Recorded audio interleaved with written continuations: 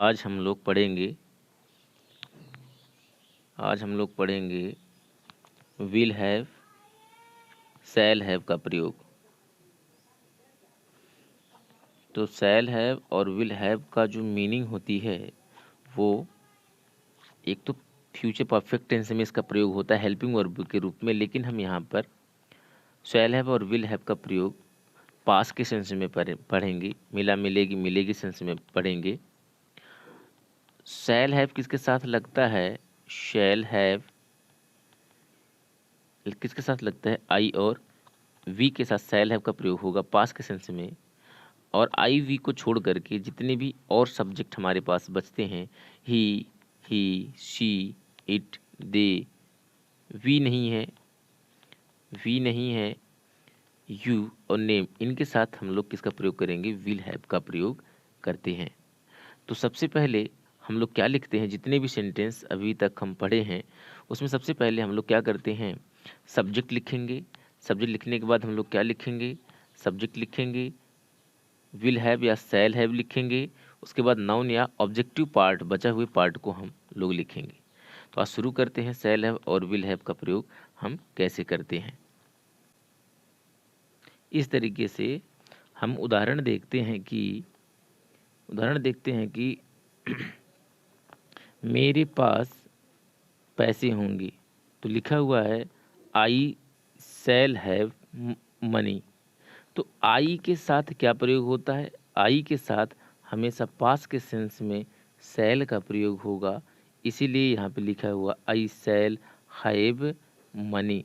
दूसरे एग्जाम्पल देखें तो लिखा हुआ है, दूसरा एग्जाम्पल अगर हम देखें तो यहाँ पे देखें ध्यान से, अगर आप देखेंगे दूसरा एग्जाम्पल जो लिखा हुआ है वो लिखा हुआ है कि मुझे सफलता मिलेगी। मिलेगी की सेंस में भी प्रयोग होता है, मुझे नहीं बेटा हमें सफलता मिलेगी। तो लिखा है वी के साथ क्या लगता है बेटा?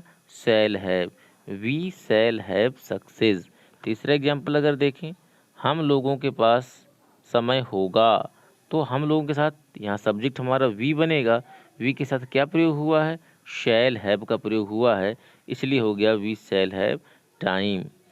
तुम्हारे पास ज्ञान होगा। ध्यान से देखना बेटा, यहाँ पे जो सब्जेक्ट हमारा है वो यू आ गया। तो मैंने बताया था आई और वी, मैंने बताया था आपको कि आई और वी के साथ, आई और वी के साथ हमारे पास क्या लगता है? शैल हैव का प्रयोग होता है, और बाकी सबके साथ क्या प्रयोग होता है?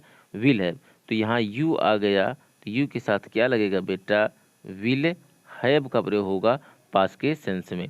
अगले एग्जाम्पल देखें कि रवि को 3 बच्चे होंगे।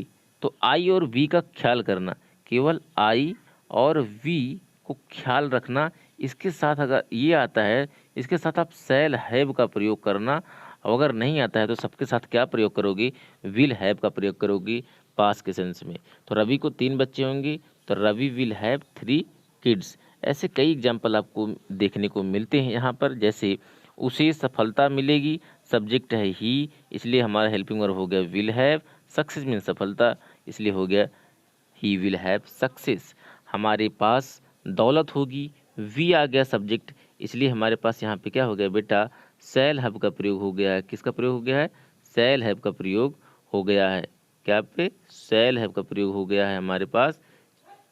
तो हो गया वी शैल हैव वेल्थ। इस तरीके से हम और सारे सेंटेंस को समझ सकते हैं। ध्यान रखना बच्चों, एक बार और से आपको रिवाइज करा देते हैं, बैक चल करके बैक थोड़ा आते हैं। यहाँ पे देखिए आपको लिखा हुआ है, यहाँ पे आप देखेंगे कि लिखा हुआ है, यहाँ पे आपको लिखा हुआ है, सारी चीज़ें लिखी हुई हैं यहाँ पर, आप ध्यान से देखिएगा। मैंने अच्छे से समझाया है कि विल हैव और शैल हैव, दोबारा देख लेते हैं। विल हैव और शैल हैव का जो प्रयोग हुआ है वो हमारा प्रयोग हुआ है पास के सेंस में प्रयोग हुआ है, मिलेगी के सेंस में प्रयोग हुआ है। और मैंने बताया आप सबसे पहले सब्जेक्ट लिखेंगे, फिर जो है विल हैव या शैल हैव लिखेंगे, नाउन या ऑब्जेक्टिव पार्ट्स लिखेंगे। उसके बाद आई और वी को बहुत अच्छे तरीके से बताया, आई और वी के साथ क्या प्रयोग होता है पास के सेंस में? शैल हैव का प्रयोग होता है। और उसको छोड़ करके आई वी को छोड़ दिया जाए तो आप देखेंगे कि he see it they, you name के साथ क्या प्रयोग होता है? विल। जब भी इस तरीके का सेंटेंस अगर आपको देखने को मिलता है, तुरंत आप क्या करेंगे, तुरंत आप इस तरीके के रूल्स को फॉलो करके आप उस हिंदी वाक्य का ट्रांसलेट इंग्लिश में कर सकते